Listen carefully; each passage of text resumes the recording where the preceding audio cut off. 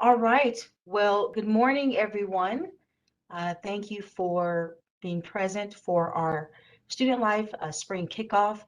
This is the first time that we have hosted a kickoff since I've been in this position, and so excited to be able to have this time with you and to have these fine panelists join me to share exciting updates and all the things that we're seeing happening in student life. Um, I want to begin by um, saying that I appreciate all the hard work that you've done.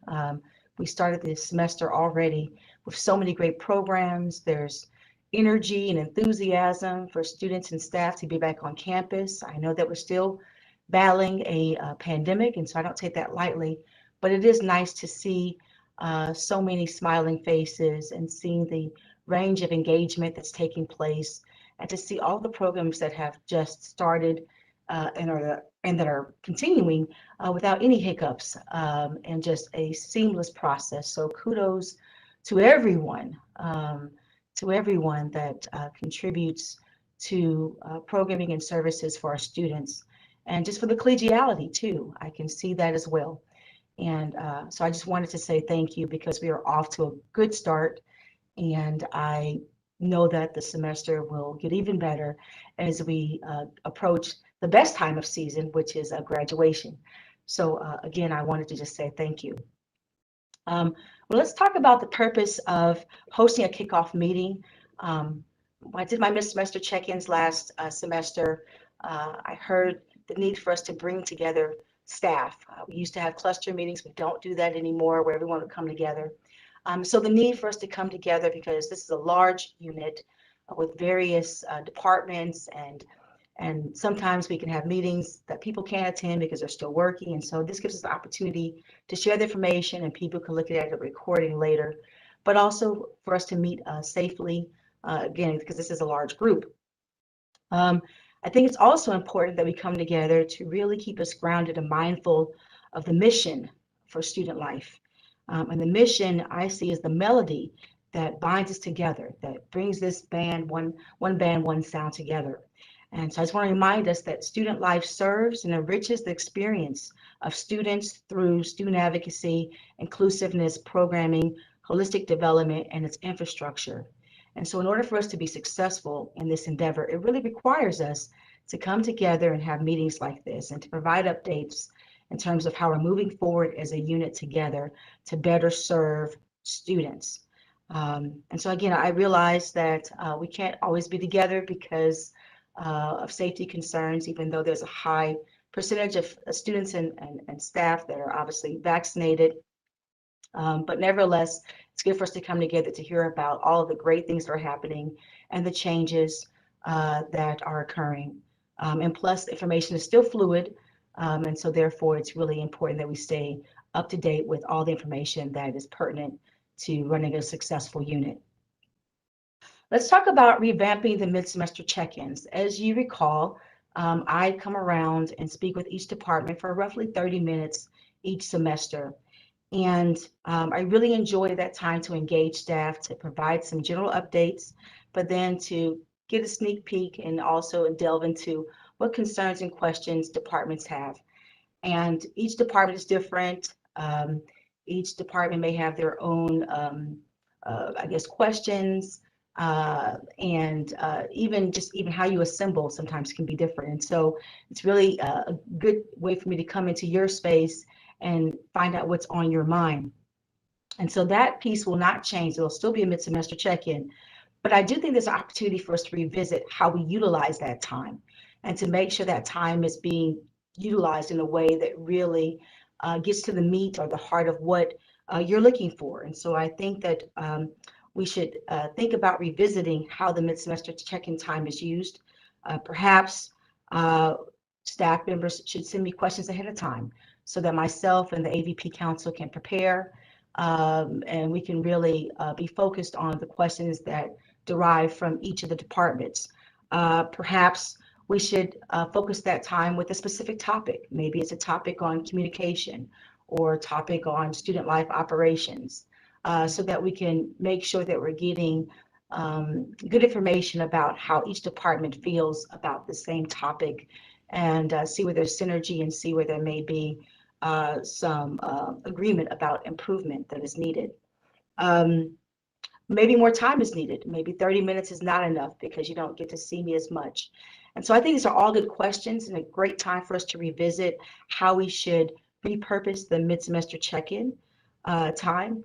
And so I'll be engaging with you on ways that we might start that process so that when we have the next mid-semester check-in, some of these questions can be thought through and we can begin to think about the best way to utilize that time.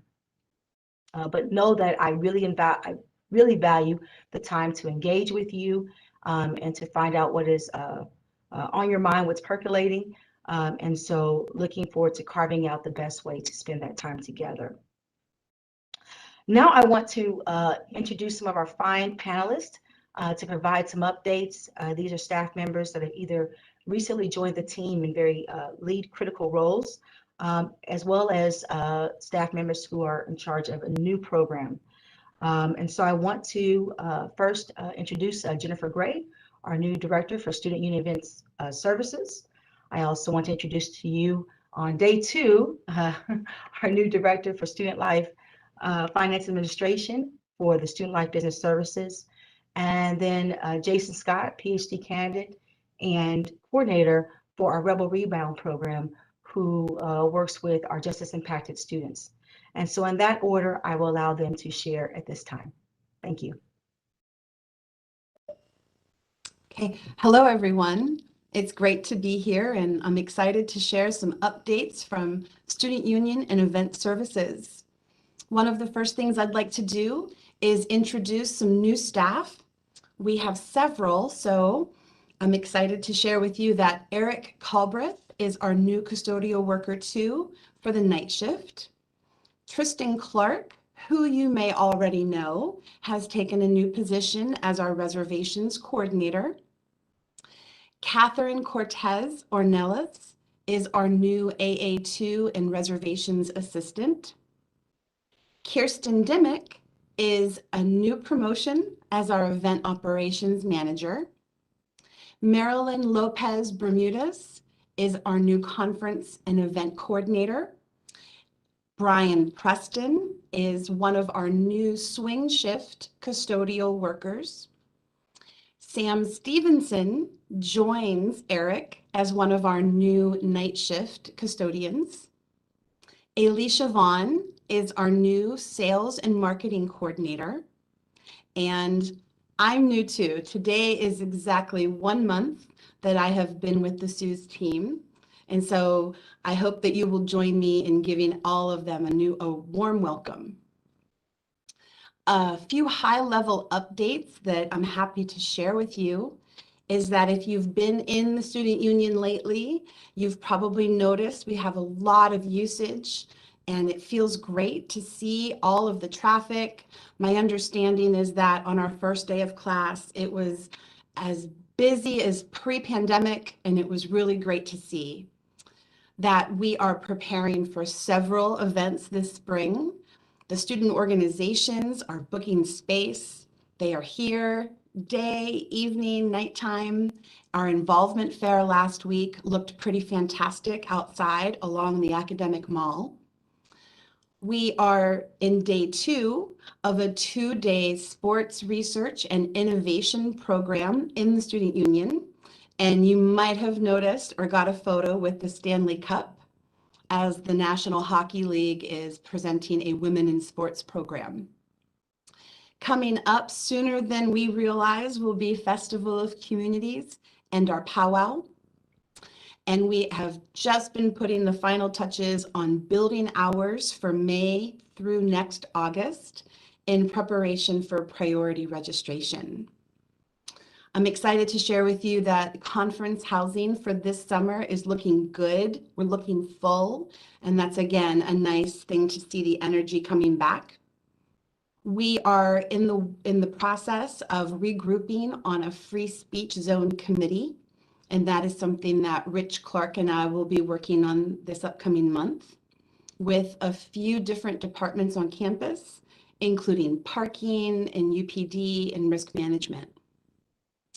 We are in the process of identifying some beautification projects, things that could be low cost but high impact. And that includes things like repainting our railings and bike racks and exploring perhaps some murals on some of the boxes in the front of the building that face Maryland Parkway.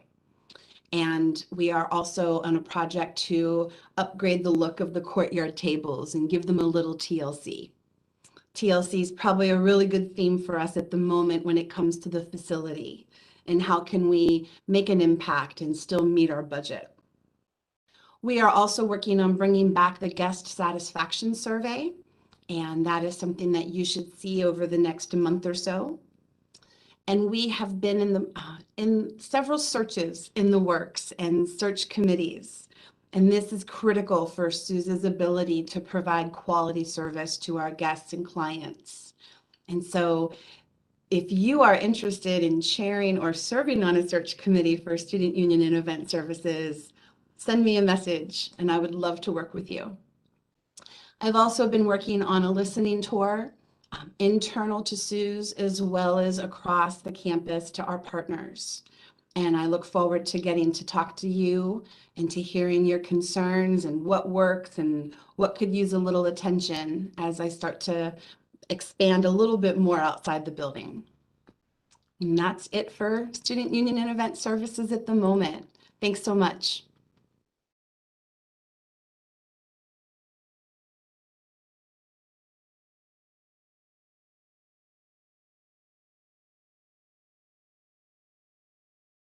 I'm next. Hello, Student Life. This is Julie Conco, the new Student Life Director for Finance and Administration. I joined Student Life Business Services as the Associate Director back in 2019. As the new Director for Finance Administration, I will be transitioning into this new assignment with Delia Martin being my advisor for this month. I also will be working with our Student Life HR team, Deanna and Daisy.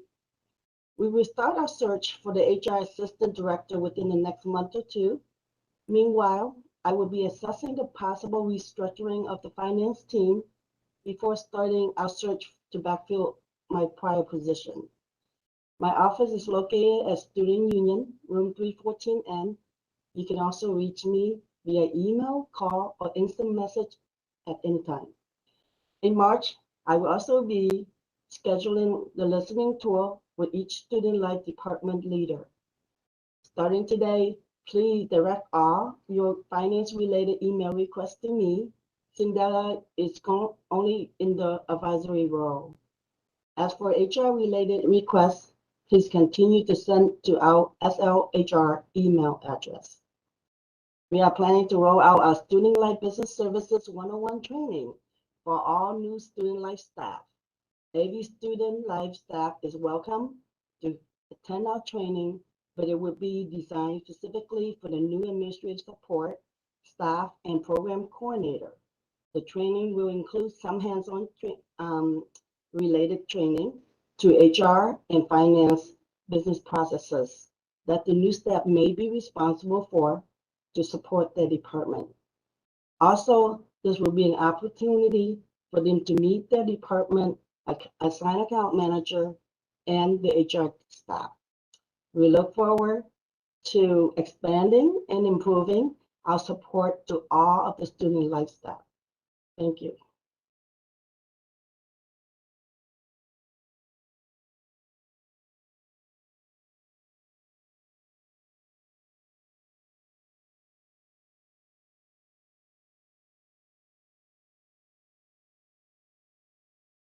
Jason, the floor is yours. I'm excited to talk today about an innovative program that we recently launched at UNLV. It's called Rebel Rebound. We work with justice-impacted students. But before I talk about the program, I want to take an opportunity to thank Dr. Watson. She's been absolutely instrumental in getting this program off the ground. 2 years ago, she created the Justice Impacted Task Force. Last year, she supported the Justice Impacted Summer Institute that had institutions from across the country attend. and let UNLV know what we can do and what they can do to assist us to get this program up and running. And then finally, she supported the peer mentoring program that consists of undergraduate and doctoral candidates that have a record of conviction. So thank you, Dr. Watson, for providing the platform to allow us to succeed here. In terms of Rebel Rebound, we specifically work with justice impacted students. We define justice impacted as students with a record of arrest, a criminal charge, or conviction. You're probably thinking, what does this have to do with UNLV? But it's important to know that 1 in 3 adults have a criminal record in the United States. So this is a big problem in a society of mass incarceration. We've identified over the past couple of years that our student population also deals with this problem, whether at the undergraduate or graduate level. So to get this program off the ground, we're focusing on 3 key areas: recruitment, retention, and advocacy. With recruitment, we want to find current students that are already on campus that are impacted by the criminal justice system. Although we identified some students through the various programming that we already laid out, one of the obstacles that we face, and it's a bittersweet obstacle. It's bitter in the sense that it's difficult to identify this population because historically they've been marginalized. But it's sweet in the sense that UNLV is an institution that doesn't make students tick a box when they apply to undergraduate and graduate school. So it creates a problem. How are we going to identify these students? So we're using some grassroots techniques through tabling and contacting departments across campus to let them know about our program and the services that we provide. Something else that we're doing for recruitment is developing a relationship with the College of Southern Nevada. We're trying to create a pipeline where justice impacted students from CSN can transfer to UNLV to complete their undergraduate studies. The third thing we're doing in terms of recruitment is working with community organizations that are key players in this particular space, so they can refer people to our program. And then finally, we're not just looking at recruiting students, we're also looking at recruiting faculty and staff that could be mentor for these students. So in terms of recruitment, those are the areas that we're looking at. The next area that we're looking at is retention. We want to forge relationships with existing support services on campus. And I intend to do this through aligning with academic advising, the Student Success Center, CAPS, financial aid, and student government. In terms of student government, I'm happy to announce that we have 10 scholarships that are going to be made available to our undergraduate student population. The application portal should open in the next couple of weeks.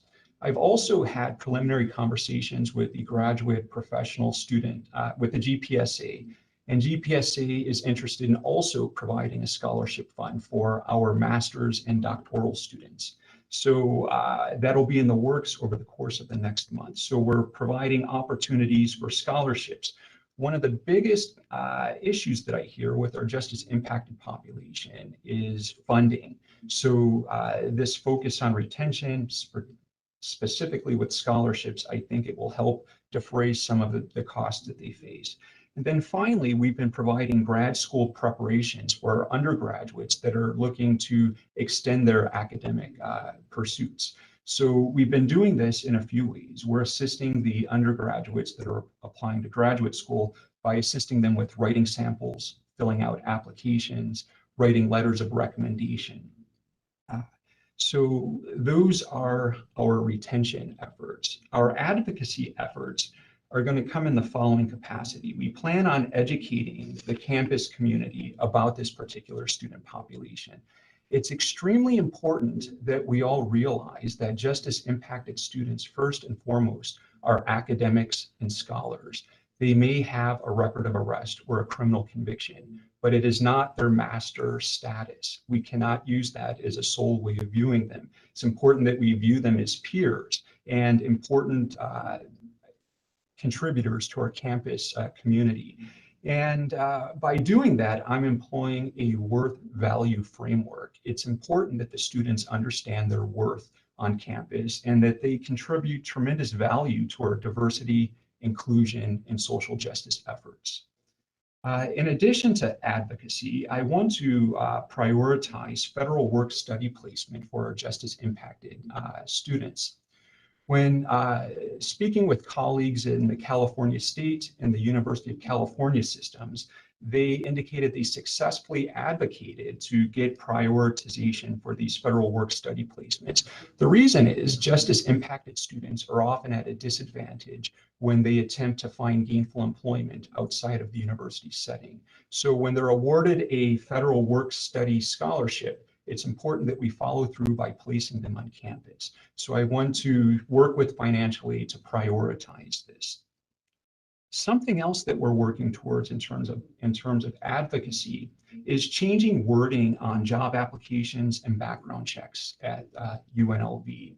UNLV asks full-time employees, have you ever been convicted of a crime?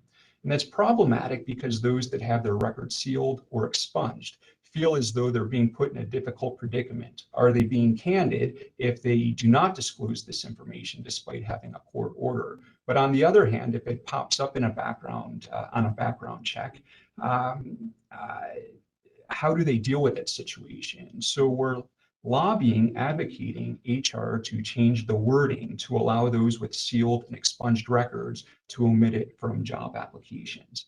And even though we've only been up and running for 1 week, these are the 3 main areas that we've been focusing on. And I'll end by saying that we already recruited a couple of graduate and undergraduate students just since the office opened a couple weeks ago. Excellent, Jason. Thank you so much for sharing. How are you doing? You getting any rest? Jason's a new papa. How's Yeah, Jacob? I'm trying. It's for those of you that don't know, I had a child January 8th with my spouse, and so my nights are quite late and my mornings are quite early. Well, you look good. Thank you. Thank you so much. And I so much appreciate Jason's contribution. I mean, he's one of ours, and he has taken this challenge and provided so much education regarding this student population. I'm just so excited to see all the plans and programs and the work of advocacy around the student population that's going to come forth. And so thank you so much for sharing. Equally important is the work that's taking place in the Student Union Event Services, as well as Student Life Business Services and Student Union Event Services. And so glad to see that Julie and Jennifer are already doing the listening tours and thinking about ways to improve services and to make sure that staff have the proper training they need so they can make good decisions and stay in compliance. So thank you so much.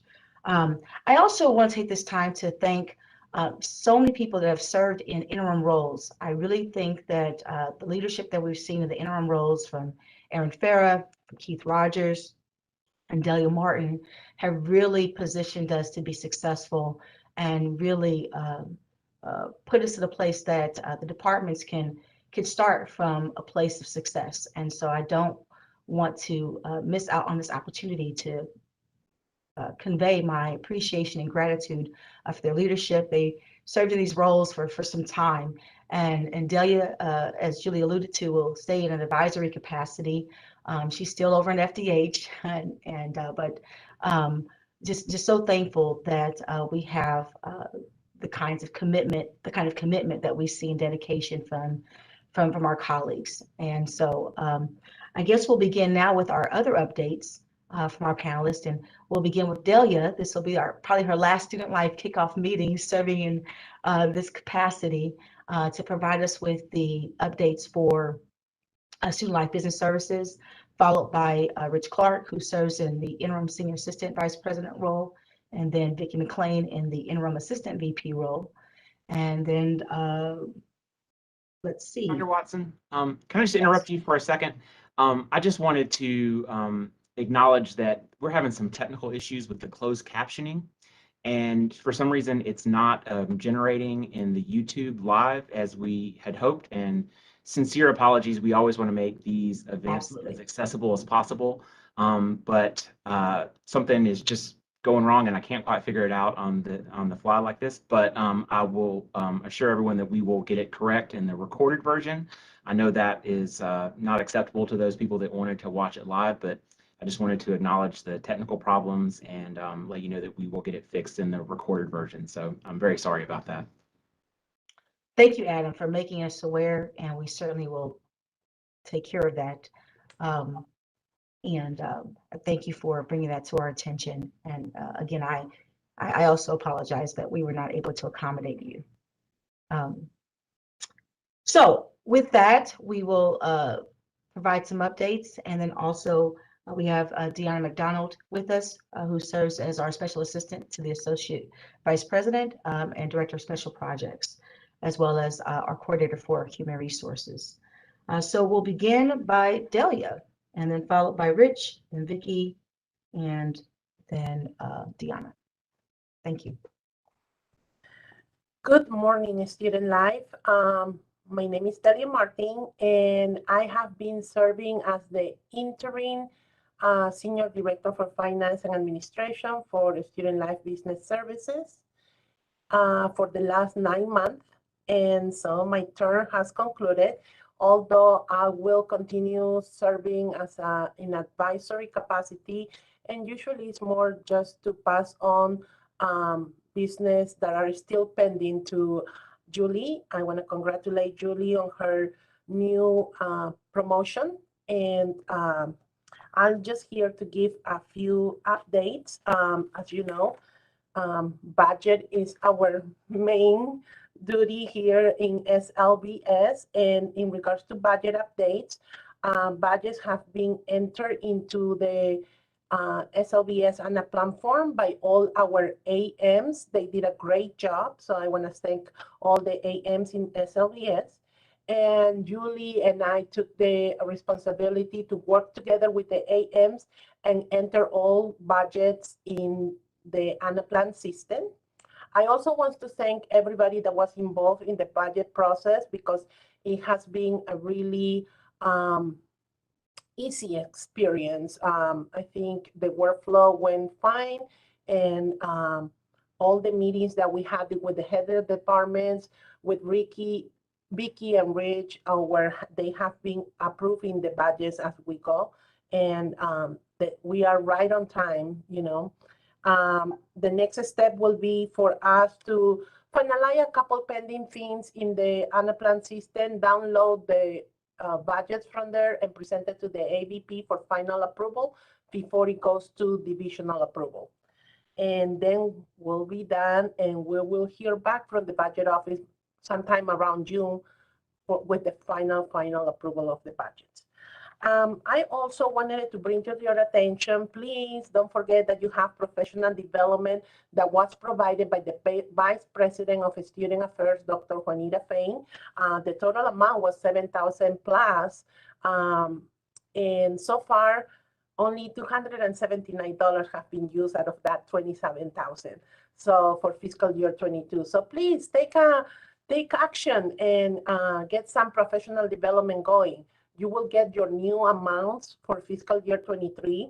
And I was talking to Summer yesterday, which we plan to combine whatever is rollover for fiscal year 22, since it was still kind of like a pandemic year, and roll over to fiscal year 23, as probably we will be doing more things in person, and conferences will be open for travel. So just to remind you, don't forget about your professional development.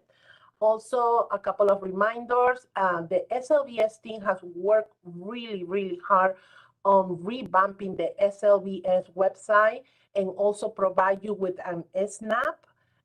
Please read those, visit the website. You will have lots of information, and it will prevent from many of the transactions in Workday to go back and forth, because time is very precious, and we don't want to take the important time that you put into our students on having to fix some of the transactions in Workday. So just visit the website, read your SNAP. In regard to human resources updates, we are currently 14 recruitment open positions right now. And so I know everybody's busy with searches. And as of July 1, 2021, which is fiscal year 22, the Student Life have filled 27 positions, 12 administrative faculty positions, and 15 classified positions. So congratulations to all of you, because I know that this was hurting every department, and still have some work to do, and hopefully we'll get all positions filled very soon. With that, I just want to thank you for all your support.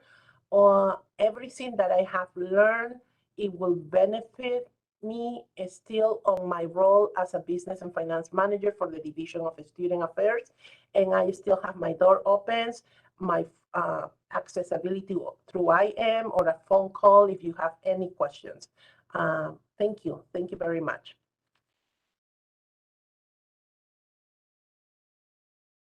Thanks, Delia. And guess what? We know where you live, so you're not going to get away from us. And also, I work with a group that would love to spend all that money, and we do have a lot of things planned for this spring to spend that professional development funding. So it will get spent. Don't worry about that. Good morning, everyone, or afternoon, or wherever we are. Timeline. I do want to give some updates because I work with some folks outside of Student Life too, and so I do want to start with that with the U District. For those of you that may or may not know, we do have a new community manager who actually came from UNR, worked with a property up there. His name is Sonny Morales. And as the new community manager, he's hit the ground running and done a fantastic job. Matter of fact, he's already had to deal with some rather critical incidents. You're all aware of the shooting that took place there a week or so ago, but he's spent a lot of time. He is a live-in staff member, which is the first time we've had this opportunity working with the U District. Incredibly responsive, wants to work with us. We just signed an MOU a few months back where they're going to be doing some tabling downstairs and actually paying to have a wrap put around the pillar right by the red staircase there. So really excited to be working with Sonny and his team. Has a very different approach, very student focused, very interested in the student experience and very interested in partnering. So don't be surprised as he gets more and more comfortable in his new role. He's only been here, I believe, 6 weeks, maybe 7 at the most. So something to be looking forward to. And then a couple of other committee things that I wanted to mention before I get into departmental updates was top tier. I work with the top tier committee. We're pretty excited to get the awards out, the nomination, call for nominations here in the next month. And we're also looking at hosting and bringing this back to a live event where we bring everybody together. And then also looking at a live streaming portion for those that may or may not feel comfortable or just have an option for us. And we're also looking at partnering with another committee within Student Life, but I'll mention that after the chair of that committee has an opportunity to talk to their committee. So that we can kind of join forces in doing something along those lines. And then SL 101, Student Life 101 will be February 25th. So mark your calendars for that, 8:30 to about 2:30. I believe those folks that needed the invitation have received it, but we have approximately 27 people that'll be participating, different departments. I know Julie has sent emails out and invitations. So please plan on helping out and participating and welcoming those new staff. We may have a couple more new staff. And then don't forget, we have a large number of LOAs and GAs that have joined us recently too. So take the time to say hello and get to know those folks as well. And then departmentally, I'll do some updates and then I'll do some staff introduction by name. And then again, hopefully as we move forward, because Slackers is off and running as well with their activities, we get an opportunity to visit and see each other's face, hopefully beyond a computer screen or a phone call. But within student diversity and social justice, for many of you, I think some of you are aware, we attended the ABC conference, the African Black Conference, and we attended virtually and had about 40 students. The fantastic news that's come out of that is people are looking to us to possibly host. So we're exploring the idea of hosting that conference in the future. I found out this morning in conversation with Egypt and Leslie, though, that we may have some competition with UCLA. No, UNLV much better. We're a better choice. So y'all need to have that positive energy for us to host because I think we are the best option. So, but again, we had 40 students. If you walk by SDSJ, The great thing is the conference sent us a bunch of things, U.S. Postal Service. It looks like a bunch of pizza boxes in their office. Unfortunately, it's not. It's a lot of good stuff that came in, though. So again, that positive energy would be welcomed. We're off to a great start with Black History Month. We have a number of programs scheduled and planned. I'm not going to mention all of them, but as an example, we have a mixer coming up on February 7th. We have a game night coming up on the 16th. We have a couple of speakers coming in to talk about how to combat bias on February 10th. And then Clay T. White, who is the director of our Oral History and, make sure I get this right, Oral History and Research Center at Lead Library, will be here to talk on February 24th at noon. And then Leslie had shared with me about going to the Smith Center to see Shen Yun on February 26th. And I believe I'm missing one or two programs there. But again, we have a pretty lengthy list of things. That office has been very busy putting a large number of events together. And I know many of you on the call today have also been working to put a lot of those events together as well. Within student involvement and activities, welcome weeks, that was off to a fantastic start. Involvement fair, fantastic start. A lot of participants. We had beautiful weather for that. So love to see all the energy, and I love to see people coming back and being outside again too. Compared to our colleagues where I'm from in the Midwest, where they were dealing with a foot of snow and 2 degrees. Open mic was last night, and from what I've heard, it went well. We're pretty much doing all of our programs in person. There are a few that are virtual, but we're trying to get back to that in person as much as possible, because that's what we're hearing from our students. That's what we're hearing from our colleagues too, is they want to do those in-person events. And Scott, Jason's already talked about Rebel Rebound, but I did want to share another new program for us called C Campus, which is working with families who have children who are attending the university. And this is a grant-funded program, and Sunny really had to take the lead on this. And we have 37 students, UNLV students participating, 45 children participating in the program. And this is a program where we help fund some of the cost of this. We also provide training and programming for these families. And we have a waiting list for this program. So there's clearly a demand out there. There's clearly room to grow out there with this particular program. And then Sunny had also just shared with me recently that we're looking at launching a program called Discord, which is an online platform for student organizations to post messages and kind of keep it within those message threads, which would really be kind of a neat way to move forward electronically. Within CRS, Group X classes are doing pretty well, about 40 a week. A lot of requests for personal trainers. I'm not one of them, I probably should be, but hey, we have a lot of requests over there. Group sports doing well. A couple of projects that you'll be aware of is the climbing wall. We'll be going out to bid. So for those of you that might be interested in doing a climbing wall, there's your opportunity. Basketball courts, partitions, making sure that those are updated. And then we're also doing some other updates in the pool area with signage, and then the locker room. Some of you who are over there and see those areas, you may be seeing some of that work that's being done. And then of course we have bike and scooter racks that are going in around campus. Dr. Fain provided $17,000 for that. And those racks will be going at the Union, Lead Library, the flashlight area, and then the sciences buildings. And that's so that people have an opportunity to really lock up their scooters and their bikes. And then we also have a bike lock program, which Dr. Watson had bought 100 locks, and that was split roughly 50-50 between us and the police department, so that students who can register their bikes, get a lock, get a bike inspection, all those kinds of things. So again, a lot of good things going on at CRS, a lot of positive energy. So if you get an opportunity, please go over, take advantage of the resources that they have. Sue's, I'm not going to go there other than I got my picture with the Stanley Cup. For those of you that know me, I am the huge hockey fan. So that made my day, made my year. And then my daughter reminded me, wait a minute, that's bigger than my engagement, which happened a week ago. And I said, well, it's close. So we'll see. Rolling into student learning and leadership. Again, a lot of positive things going on right there. We had an open house a while back. And then you should have seen an email announcement about Take What You Need event that's coming up on February 10th. We're still looking for donations as part of that event that was, part of that email notification that was sent out. There's a link there to an Amazon piece, so that if you want to make a donation, we've made it easy. You can go in, click on those things, and it's shipped directly to the office. But there is a high need. The event's on the 10th. If you have an opportunity to stop by, please do so. If you have an opportunity to even offer to volunteer to help, please reach out to Ryan on this program. And then just as a reminder, March 4th is Spring Service Day. More information will be coming out shortly. Alt break, which typically would happen during spring break, but we're looking at May. And then the Hope program, the Hope Scholars Program, the foster care program, Engelstadt programs, these programs that we've traditionally had are doing really well. And I did want to mention something to this group, especially after the president's announcements yesterday. He talked about the foster care program. I was in a meeting with staff this morning that, that program where he's talking about is really urban affairs. It's a program through urban affairs, but it's working with a different group, not necessarily UNLV students, where our foster care program is really serving approximately 30 students right now. And so that's a fantastic way of connecting those students who need the assistance, whether it's housing or additional funding so that they can get the books, get into classes, and we're working on making some adjustments. Engelstadt, again, that's one of our anchor programs we've done for years. We're off to a great start there, and our Hope Scholars are doing well.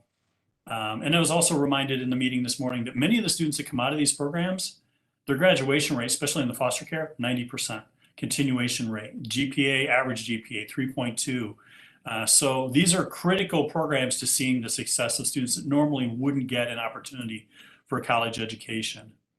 And then one final program that SLL is looking at is called Intergroup Dialogue, which is a new program. The University of Michigan has done this for a while, but it's a training program of how to facilitate difficult conversations. We know with the politicization of a lot of things and the polarization, these conversations can be very difficult at times. This would really help us in working with colleagues and students across campus. Let's see, SDSJ, SIA, SUS, you covered that. CRS, SLL, I've covered a couple of committees. I think that's it for my area. So I'm going to turn it over to Deanna.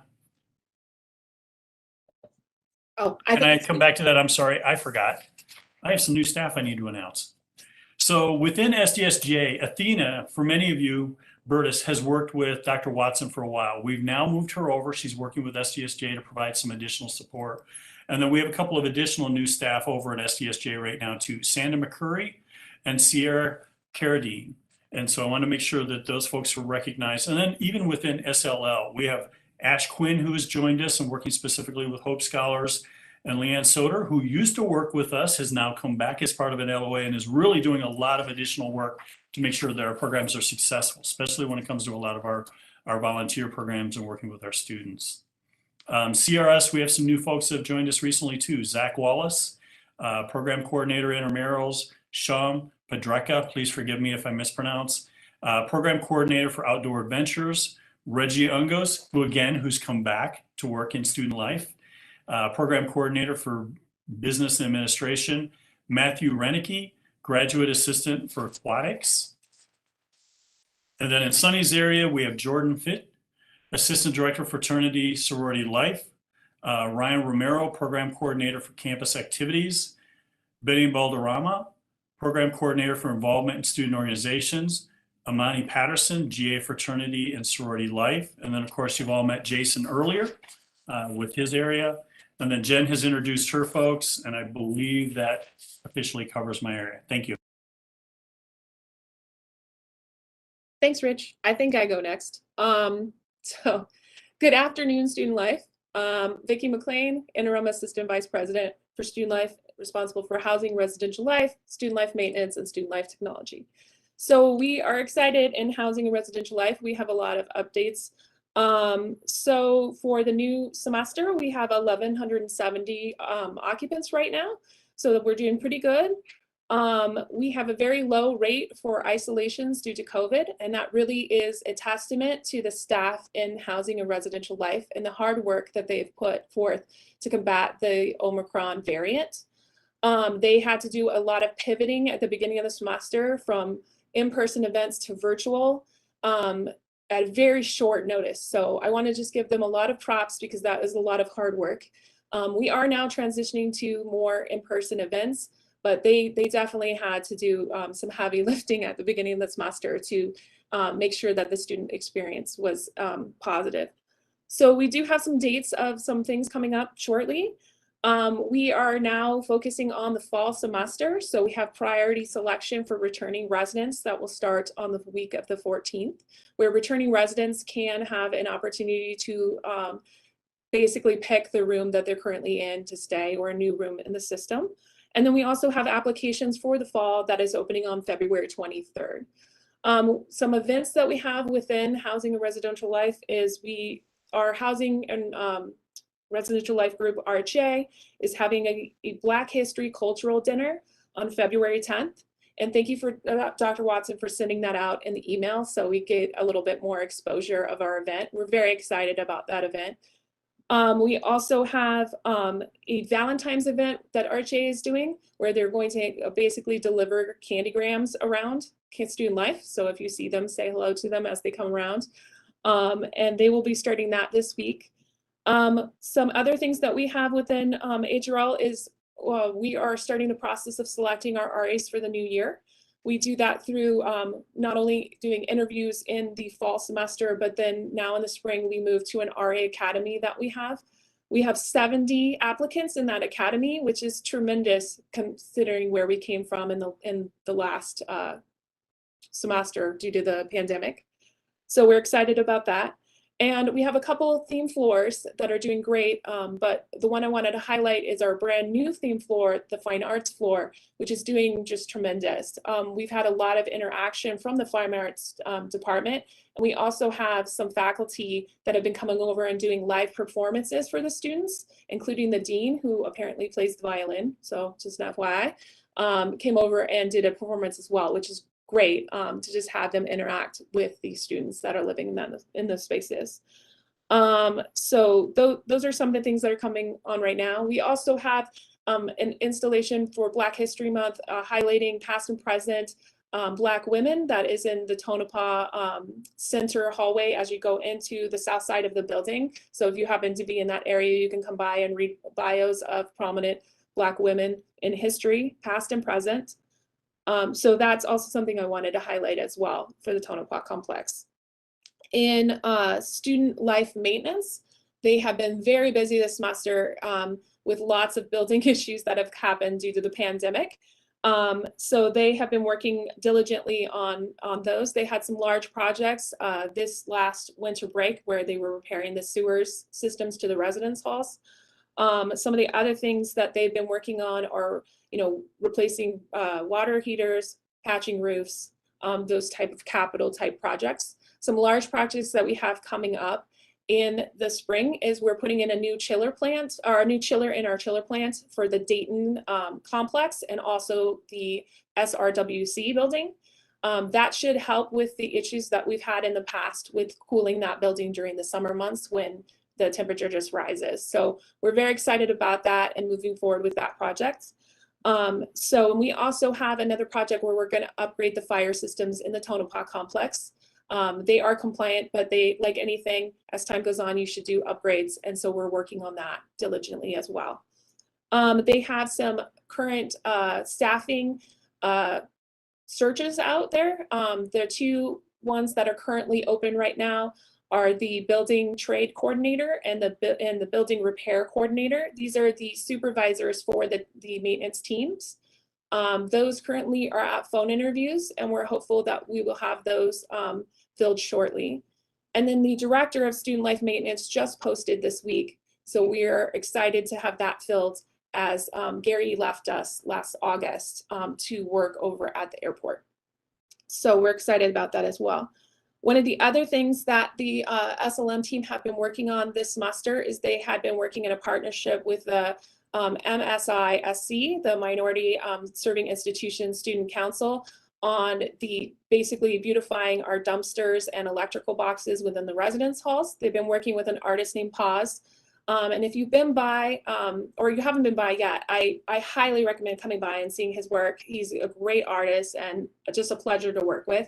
He's almost complete with our project. There are two more that he's working on right now that are between the HUH Residence Hall and the Academic Success Center.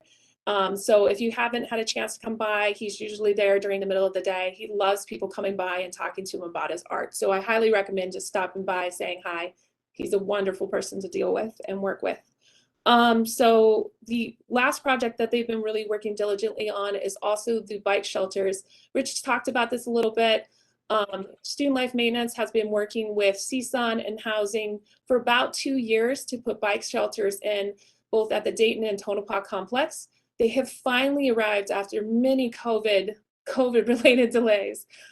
They will be here on February 22nd and installed, and we're excited to be able to provide these shelters for the students living in the residence halls, as the residence halls, as you can imagine, are a target for bike thieves on a regular basis. So we're excited to have that in conjunction with the bike locks that are provided by UPD and the additional bike racks around campus to at least provide some more support for this.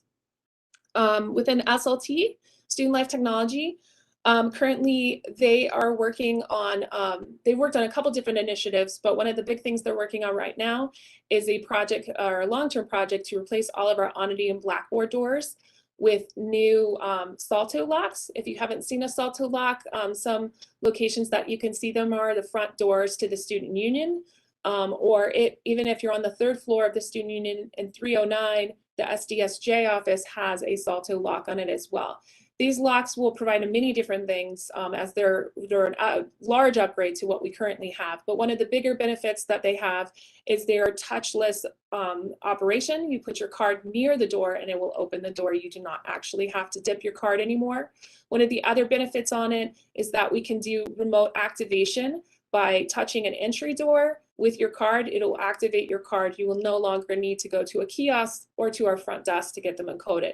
We're hoping to have that feature basically activated sometime early next year. And that will also help everyone, I guess, in general, get access when they need it and reduce time of wait for access request forms. Currently, SLT has an open position for an application support analyst. This person will work with Jennifer Waters, who is currently our application support analyst, to help provide the basically Student Life with better support.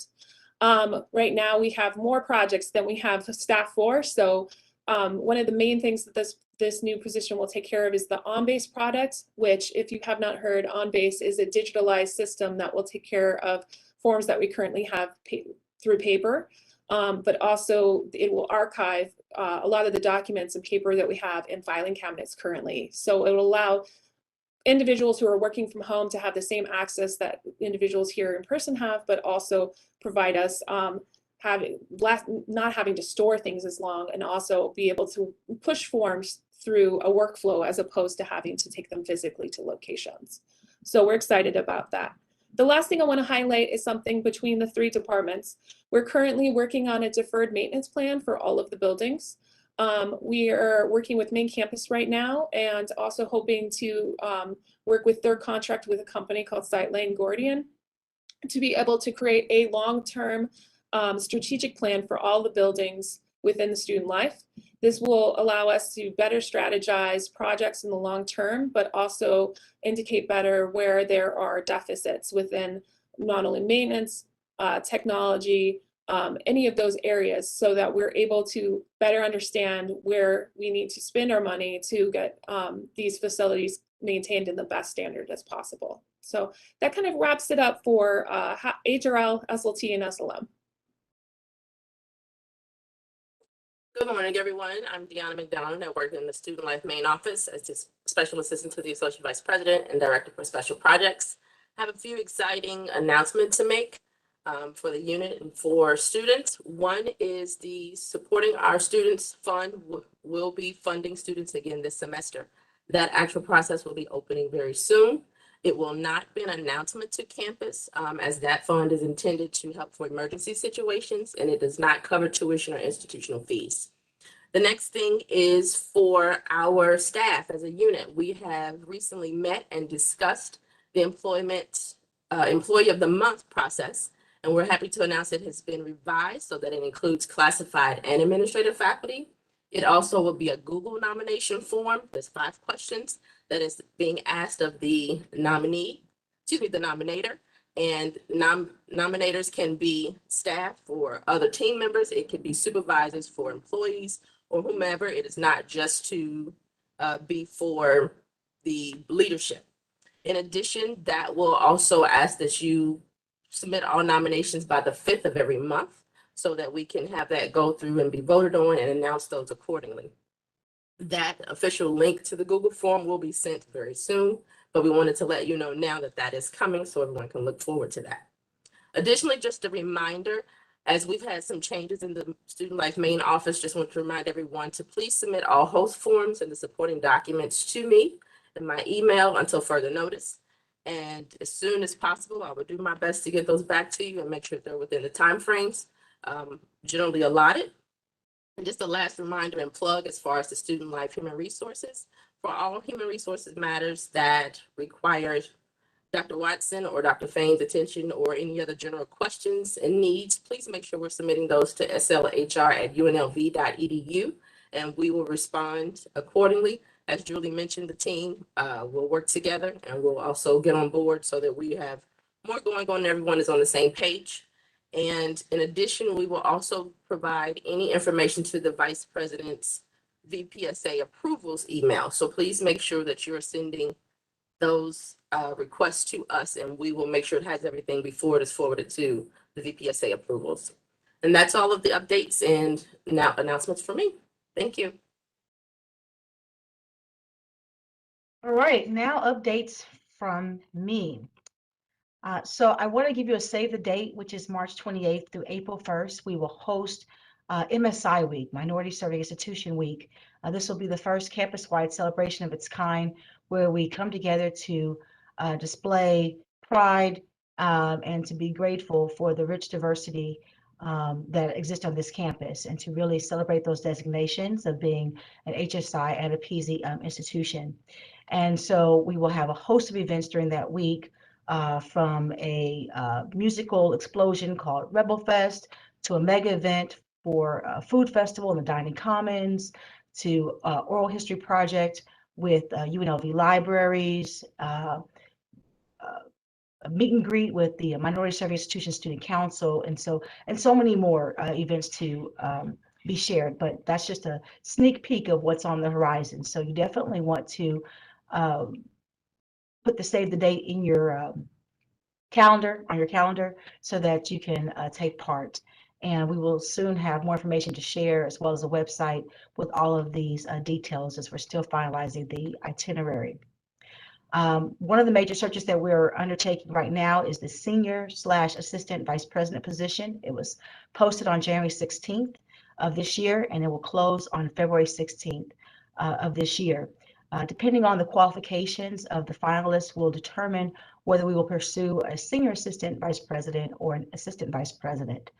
Steve McKellips has graciously agreed to serve as the search committee chair.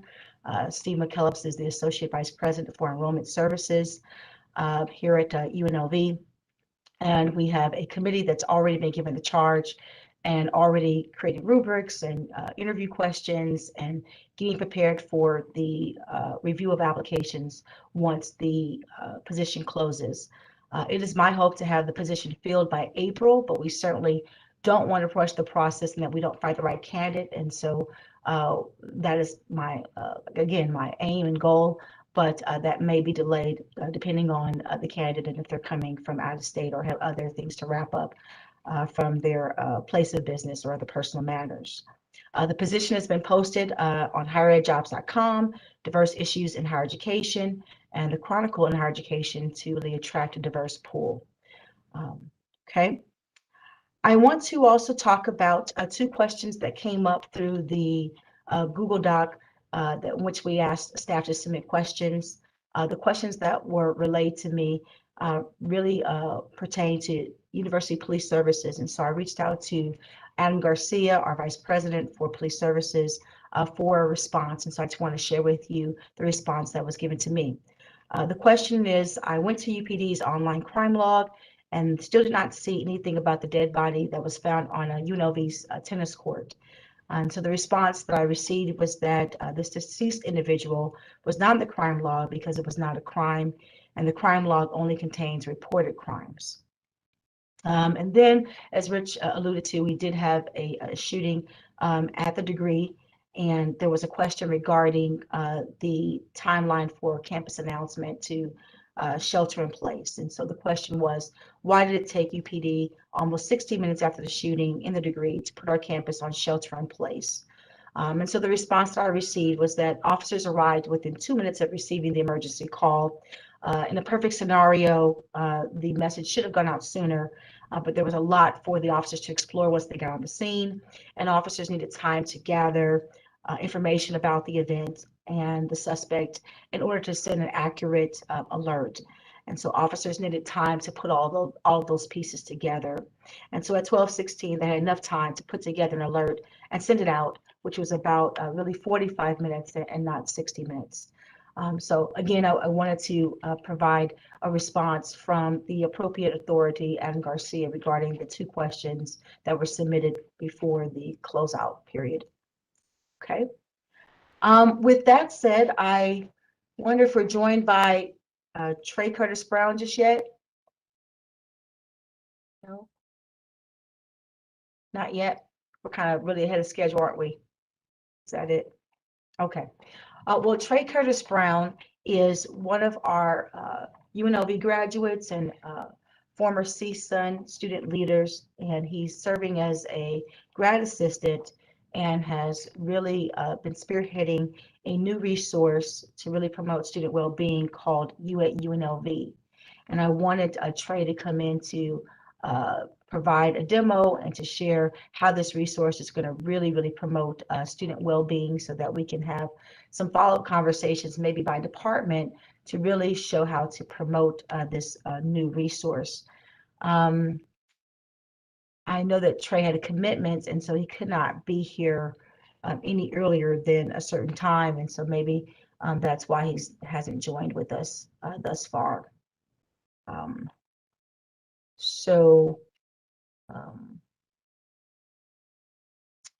With that said, we're messaging him to see if he can join us early, but we may have to do a recording and then share out the information in another fashion if he's not able to join us at this time. But Trey is a wonderful example of student leadership that has now gone on to become a grad assistant and is still serving the UNLV community.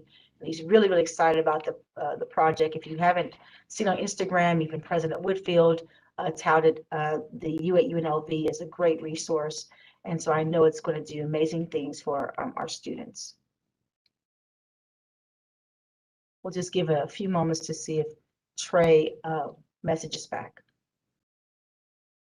Meanwhile, again, I want to thank everyone that has shared thus far about the updates. As you can see, we're doing amazing things, and there are so many ways that we're serving students, and we're positioning ourselves to keep everyone safe as best as we can, but also still flourishing in our programs and with attendance of these programs and resources that we have allocated. And so I'm really excited to see how the spring semester has been launched thus far. And I expect that, again, things will get even better as we get to graduation and begin to celebrate the accomplishments of all of our graduates. Okay. All right, so what I'll do for the sake of time is connect with Trey to make sure that we get that information to you in another fashion. I apologize for the timing that we could not have Trey participate live. But again, I will find another way to get that information. And so with that, we're going to close out this time together. Again, thank you for allowing this opportunity to share these updates. And I will be reaching out with you to figure out how to repurpose our mid-semester check-ins to get the information that you want relayed and to make sure that engagement continues. And if nothing else, please be safe and well and enjoy the rest of your day. Thank you.